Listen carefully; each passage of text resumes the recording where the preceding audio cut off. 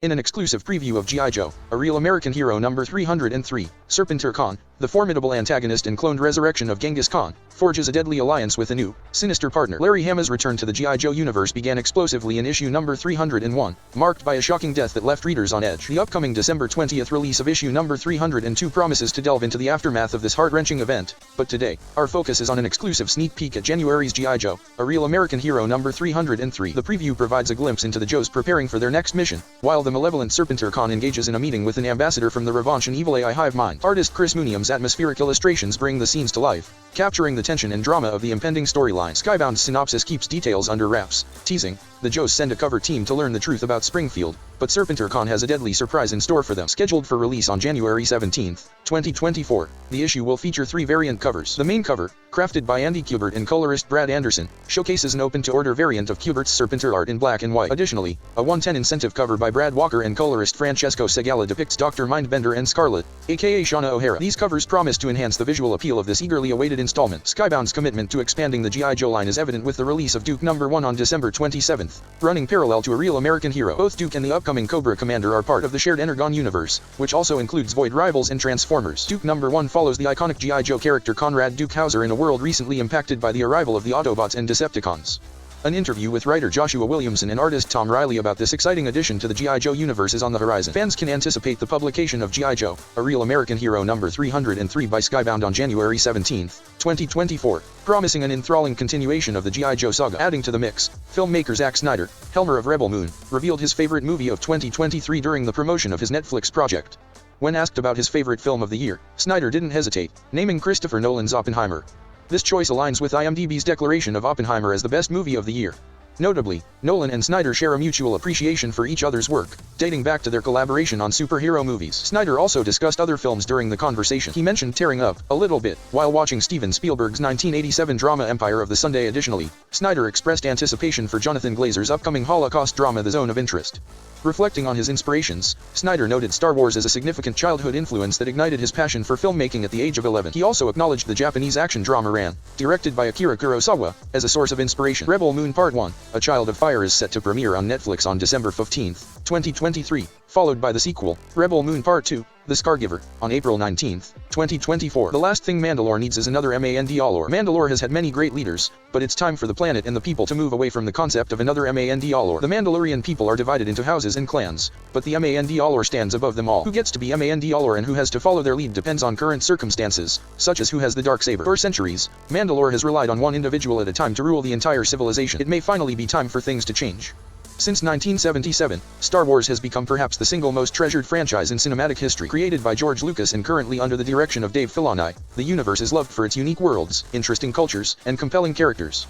One of the most famous planets in the galaxy is Mandalore, the home planet of characters like Bo-Katan Kryze and Jango Fett. Defined by a modern power struggle and resurgence in the shadow of the Empire, the planet has an opportunity for something new. Although the history of Mandalore is still largely unexplored in the eyes of mainstream audiences, the Star Wars expanded universe and animated series have done a great job of fleshing it out. Mandalore has arguably the richest and most interesting history of any world in the Star Wars canon, where planets like Coruscant have the allure of being interesting thanks to so many of the prequels being set there. When it comes to Mandalore, fans have a fun, medieval-style history to get into. The world's past is one of warriors, epic battles, and larger-than-life characters which, when combined, has created a world fans can't get enough of. Season 3 of The Mandalorian explored the struggle for Bo-Katan Kryze to restore the Mandalorian people to their greatness, set on claiming the Darksaber and its right to rule. However, the destruction of the saber has left open the door for a new chapter for the planet and its people. The Mandalorian power structure, explained.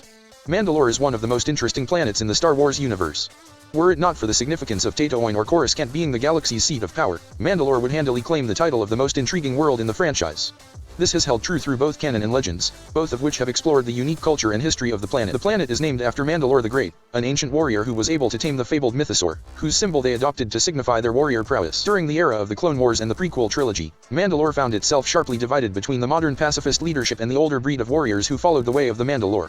After the peace-loving Duchess Satin Kryze prevailed, the Mandalorian commandos who comprised the Death Watch were exiled to the nearby moon, Concord Dawn. Mandalorians have taken a form that resembles classic medieval power struggles, with different clans/houses vying for power and the right to rule. The most famous of these include clans Ren, Kryze, and Vizsla, members of whom have featured prominently throughout Star Wars canon. However, the Clone Wars made it clear that being a member of a traditional Mandalorian clan wasn't the only way to rule, as was demonstrated through Darth Maul's conquest. Maul played into the idea that, when all is said and done, Mandalorians prize the attributes of a warrior above all else, when he defeated Pre Vizsla through mortal combat, and claimed the Darksaber. This shattered the loyalties of the remaining Death Watch warriors as Bo-Katan led Mandalorian loyalists against Maul, while Gar Saxon and his commandos joined the former Sith. Who gets to lead the Mandalorian people?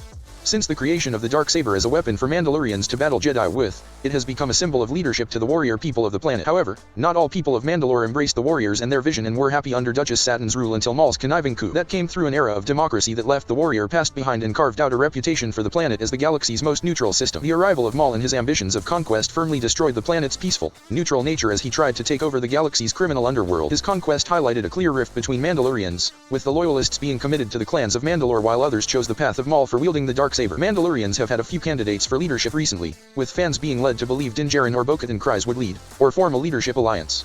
The third season of The Mandalorian showed how most warriors had rallied behind Axe Woves, who had previously fought at Bo-Katan's side. However, as more warriors felt Bo-Katan had lost her right to rule when Mondo took the Darksaber from Moff Gideon, she was abandoned, and Woves formed a new resistance.